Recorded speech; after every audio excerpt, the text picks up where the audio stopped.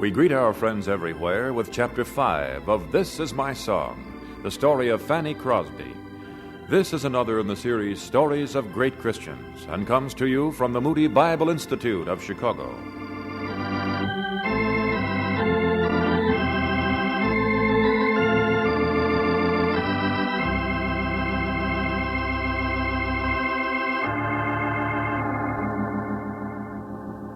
During her years in school at the New York Institute for the Blind, Fanny Crosby began to grow up. Her blindness and the comparative sheltered atmosphere of the Institute didn't prevent her from many of the usual growing stages and pains. She seemed a born leader and was soon holding secret meetings in her room of the adolescently serious Poetry Society. Her popularity with her classmates was equally as strong with the faculty members of the Institute. She had a verse for every occasion, and was soon called on to write a poem for almost every notable visitor to the school. But she was nonetheless a young girl, and the attention given her flattered her newfound ego. Finally, concerned for her inner welfare, Dr. Jones, superintendent of the Institute, forbade her to write so much as one line of poetry for 3 months. For a 20-year-old who delighted in preserving in rhyme and rhythm the thoughts that welled within her, this was a crushing order. For 6 weeks, the superintendent strictly enforced his law. But at the end of that time... Fanny, what is the trouble with your lessons? The teachers report that you don't recite as well as you did during your last term. Are you feeling all right? Yes, Dr. Jones, thank you. Well, what is it, then? Nothing. Oh, come now, Fanny. One doesn't make the headway in studies that you have and then suddenly stop short. You're much more capable than this term's work shows. I'll study more. Fanny, are you being completely honest with me? Sir? I've been speaking to you as a superintendent, and you've been answering me as a spoken-to student. But tell me, Fanny, what really is troubling you? I find it impossible to keep my mind on my lessons. Oh? But why? Poetry, sir. Poetry? Poetry fills my mind, all my thoughts, in spite of all my efforts to think of other things. I can't seem to help it. Well, then, write as much as you like, Fanny. Oh, Dr. Jones. But, pay a little more attention to the morning lectures, huh?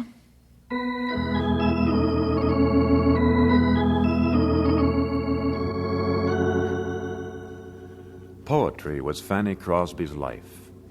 Even as a child, she had versified every event which had been significant to her. Her years at the New York Institute for the Blind as a student helped polish and mature her expression. In 1842, Fanny was 22. The Institute decided to take 20 of its blind pupils on a tour of central New York State. The trip was to show to the public what could be accomplished by the education of the blind and to encourage parents of sightless children to send them to the school.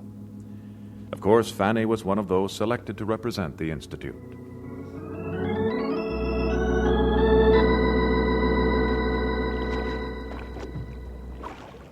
Listen to it. Smell it. You can even feel the sun reflecting off the water. Oh, my chin is warm. I haven't heard you this happy in a long time, Fanny. Oh, think of it, Agnes. A boat trip up the Hudson River, through the Erie Canal.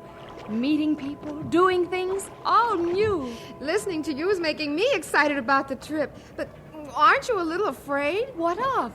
Well, if I had to do what you'll be doing, I'd be scared stiff. Oh, nothing to it. All they're going to do is ask someone in the audiences to recite a line or two of poetry. That's right. And then you'll have to analyze it into its grammatical components. We'll be stopping at many small towns.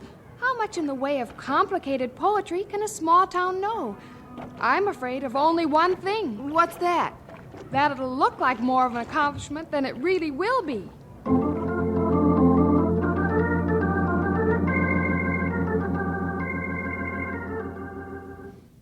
I would like the young poetess to paraphrase for me one of my favorite poems. Some of it, anyway. Fanny, will you step to the podium? Yes, sir. The poem is by Alexander Pope, his Universal Prayer. Father of all, in every age, in every clime adored, by saint, by savage, and by sage, Jehovah, Jove, or Lord. Thou great first cause, least understood, who all my sense confine to know but this, that thou art good, and that myself am blind, yet gave me in this dark estate to see the good from ill, and binding nature fast in fate, left free the human will. Did I go too fast? No, that was all right. It is a bit complicated. You recited 3 stanzas, it sounded like. A, B rhyme pattern. Iambic feet. It alternated between 4 and 3 feet. Pope is saying that although God has been called by many names by many people, the one thing we can know from all these partial understandings is that God is good.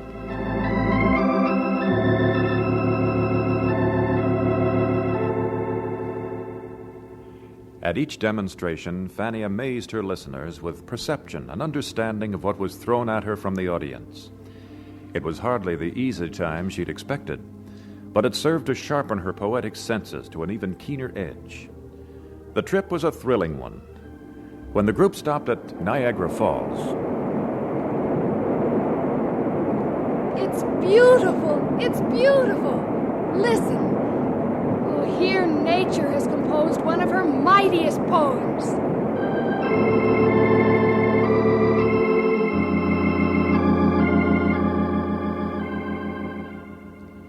yes, the trip was a triumph for the Institute and for Fanny.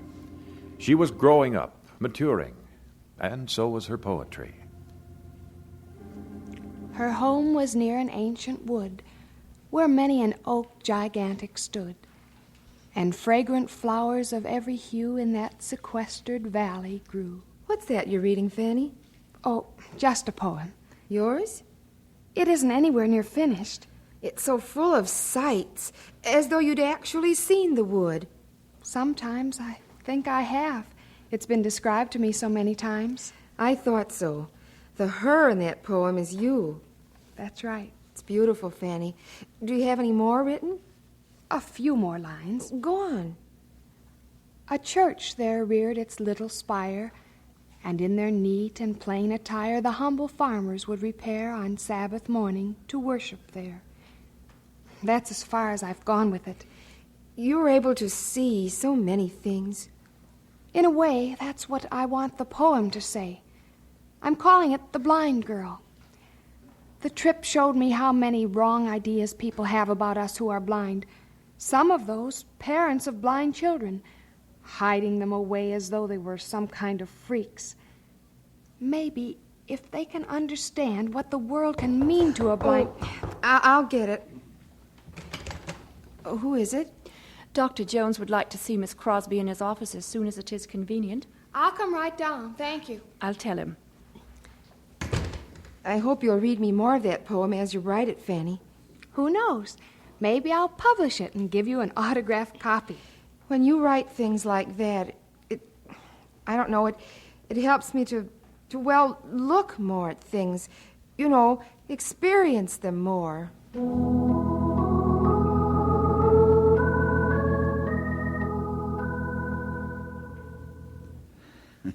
It seems as though we always start these interviews in the same way, doesn't it, Fanny? I always say, come in, you say, thank you, and then I always ask if you have any idea about why I've asked you to come here. And as usual, I'm completely mystified, Dr. Jones. Well, this time is far different from any of the others. Fanny, how long have you been a student here at the Institute? For 8 wonderful years. Well, thank you. I've been expecting a meeting like this, Dr. Jones. Oh, you have? Yes. I've been here a long time. Longer than most of the other students. We, the members of the board, the faculty, and I have been talking, Fanny. Yes. And I have been delegated to ask you to do one more thing for the Institute. Possibly the greatest thing you've ever done. You want me to leave and make room for someone who needs this training more than I do. Is that what you've been thinking all along? It seems only right. Oh, Fanny. You know, we'd hate to lose you every bit as much as you seem to hate the thought of going. But please, I understand. That's just it, my dear girl. You don't understand. I didn't send for you to ask you to leave. You didn't? No, I sent for you to ask you to accept a position on the faculty. We all agree that you're an ideal person to teach grammar, rhetoric, and literature. Dr. Jones! Do you think we could let a mind like yours leave us without at least putting up a struggle? I don't know what to say. Think about it, Fanny. Pray about it. And you'll know. Oh, I don't need any of that, Dr. Jones. I do know what to say. Yes, that's what I say. Yes, yes.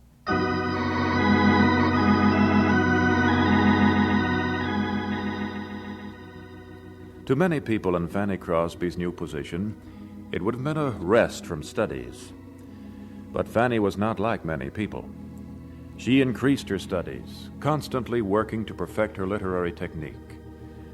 Many nights in that spring of 1848 found her hard at work well into the night. Lesson preparation, studies, and the finishing of a collection of poems which were soon to be published. The Blind Girl and Other Poems by Fanny Crosby. Well. So our pupil turned teacher is now turned official author. That's the manuscript that's being sent to the publisher, Dr. Jones. I wanted you to see it. Well, I'm honored. I know you've been working very hard on it. I'm sorry. Fanny, are you sure you're well? Oh, it's nothing, really. I just can't seem to shake off this cough. I know, but I'm not so sure that it's nothing. I think we ought to have Dr. Clemens take a look at you. No, please. I'm sure it's nothing to worry about. This book has been keeping me rather busy, and...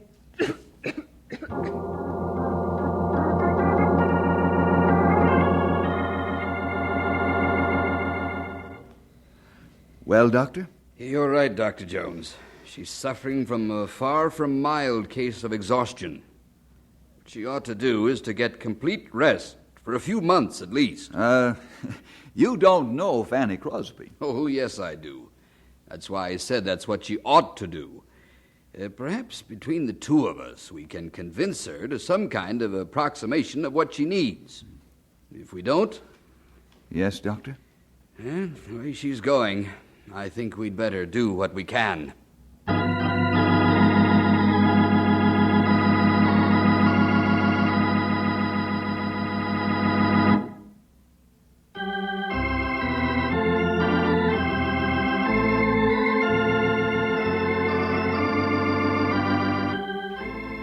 And so we conclude Chapter 5 of This Is My Song, the story of Fanny Crosby. This is another in the series Stories of Great Christians, and comes to you from the radio studios of the Moody Bible Institute of Chicago.